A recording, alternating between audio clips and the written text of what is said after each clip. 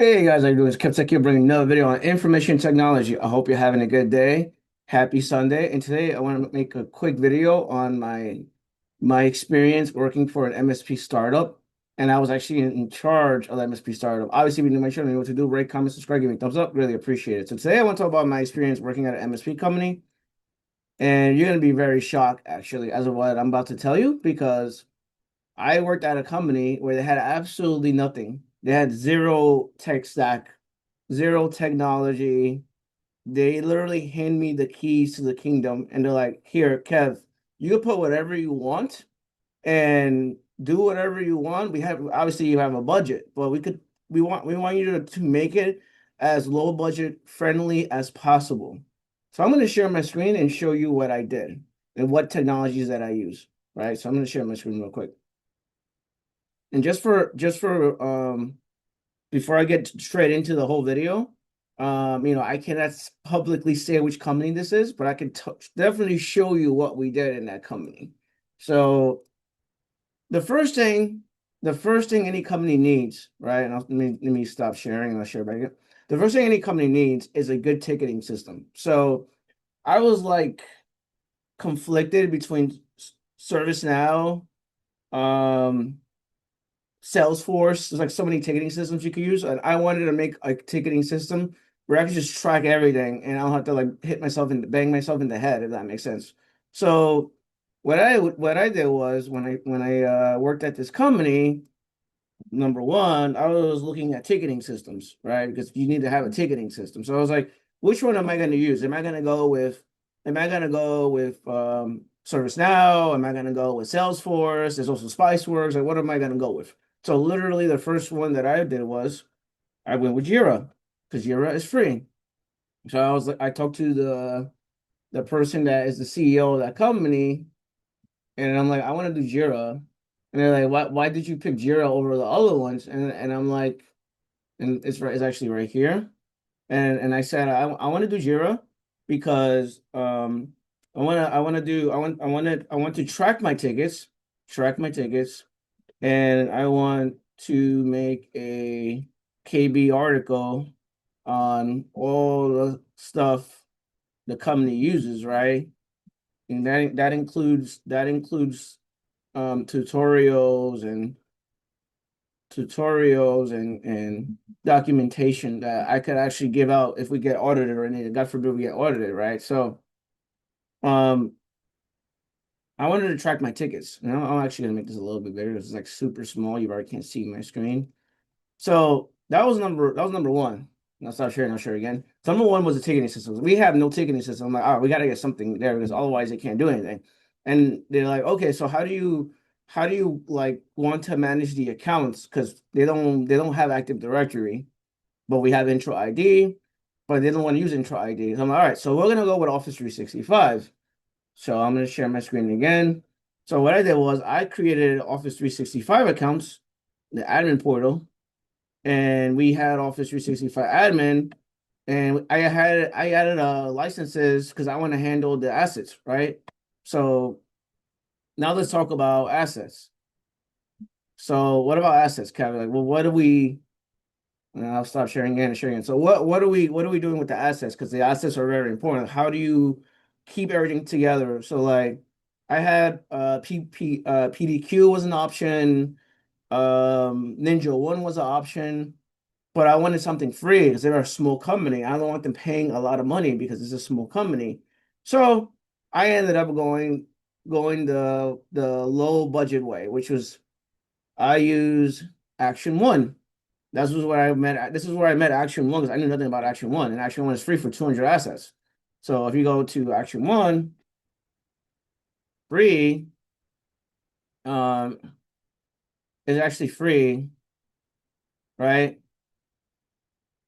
And it's free for 200 endpoints, and it is actually SOC 2 compliant. So if you go to solutions, because I also wanted to include cybersecurity in it, right?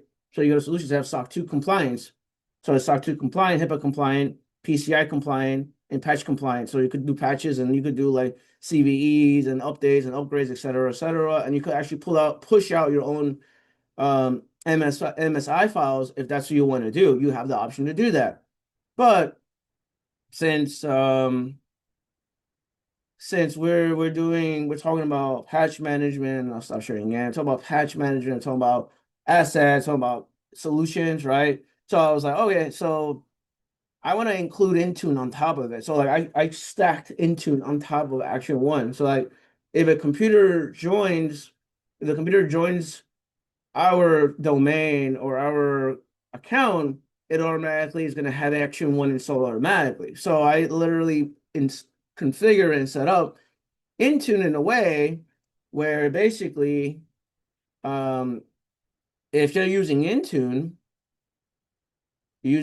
on those devices, it's supposed to install it automatically. So I actually have a whole video on this, but I'm going to share my screen again. So I actually have a course in the video on this. So this is an example of that. So you could download an Action One agent, and then you have to do, I believe it's called Windows App, Windows Win32, and then select.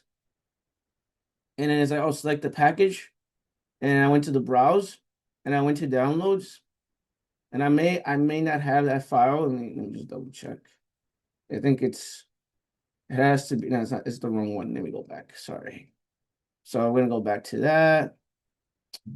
Apps, create.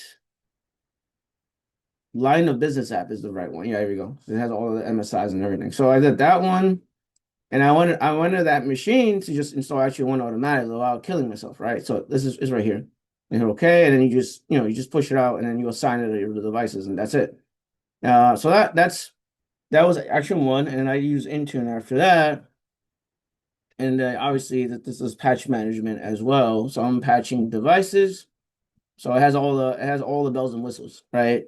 So we have a ticketing system. We have Office 365. Now we have patch management solution. And actually with Action One, you can remote into machines as well. So it's nothing out of the ordinary, right? So I had those things set up. And since we already have Intune, right? We have Intune already, and the CEO of that company, they use Apple Business Manager. I integrated Apple Business Manager with Intune, and I configured it in a way that I can do a mobile device management, and that's literally what I did. So I went on there because I have an admin account, so I did Apple Business Manager, and you could sign up for it, right? Register for free. And I registered my right devices, and then I actually put the API key and I integrated on Intune. You could do it in Intune in here actually for devices. So I'm gonna get out of this. You go to Mac OS X, and you can do the enrollment of Mac OS X and push out the certificate. And I obviously can't do it because I don't have a license, and I don't have an Apple business account. But it shows you how to create it. And then what I did was I did MDM Apple Business Manager, because you need to have some sort of MDM solution outside the Apple Business Manager. And then for Android devices, I literally just use Action One for MD, because Action One does have MDM for Android devices. So now I have two and two together, and I had all that stuff together. So I set up ticketing system, Office 365, Intune, patch management, mobile device manager. We're cloud native, so we're a Microsoft shop. So we use Microsoft Defender. You could set up and install Microsoft Defender on these devices. We use Microsoft Defender as our XDR, and we use Microsoft Sentinel as our solution to protect these devices. So I had that set up on the back end as well. Because you're probably, oh, what about the other stuff? There's not a lot of stuff there, Kev. What about the other stuff? So we use Microsoft XDR Defender, and then we use Microsoft Sentinel is what we use. We didn't, because it's a Microsoft workshop, and I know that Microsoft has a startup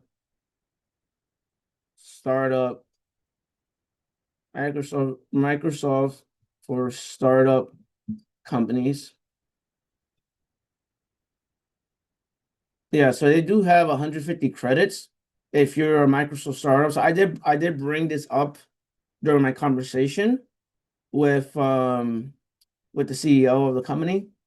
So this is for startups. If you're a brand new startup, you could literally get credit for that, and that's what I did. So I had a meeting with the executives, and we talked about that. And as far as our applications are concerned for video, from video to video and talk to talk, we use Teams for our talks. We use Teams, and then we use Zoom because Teams is a little wonky. It's not like the best product in the world.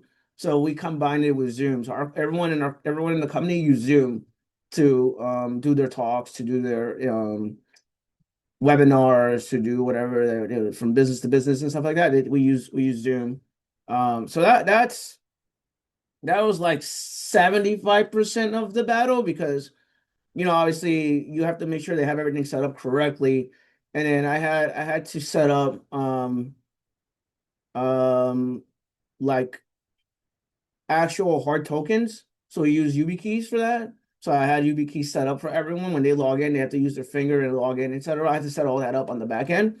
And then we had every time they use an application, I have to approve it. I actually went under applications and intro ID and I set that up. And then I set up least privilege using role-based access control on Microsoft Identity Access Management. So like if some of the people that I work with, some of them are actual, like they actually do like back-end stuff. So they're like DevOps, they're like sysadmins. So I had to give them limited access to limited things so they can do their work, if that makes sense. So that is my experience working at a startup. It had like zero tech stack. I mean, I don't want to go in depth with all this, but this is just to give you a rough idea of what you should do or what I would have done if I had a business with no tech stack whatsoever. These are like some of these things you have to pay. Obviously, Office 365 admin is not free, but you do get credit. Remember, I told you get credit for a Microsoft startup business. You do get credit. And the assets, Action One is free. Intune obviously is not free. Um, Apple Business Manager, you have to sign up for that, and then you set up your. Idea was isolate the device. I isolated. Well, this is an Android device, but I isolated the device where it's basically all the apps that they need to download. It has to be approved by me. You can't just install whatever you want. So that's how I set it up because they wanted me to manually control these devices because what if someone does something wrong? What if the phone gets stolen? What if their laptop gets stolen? So I had a BitLocker encryption set up on these devices as well. I had Intune enrolled for both Mac and Apple devices, Mac, Apple, and Windows devices, and that's literally what I did. And um, this startup, this is I work with them privately. I can't say who they are, and it wasn't during work hours. It was like literally off work hours. Um, a different time period, like. I'm not gonna say when it was because I don't want to put them on blast or anything, but that's literally my experience working at a startup. So hopefully this helps you out, and hopefully you enjoy this video. I'm gonna go watch the soccer game. Let's go next because I'm from New York, so I hope the next one. I'll see you guys later. Take care. Bye.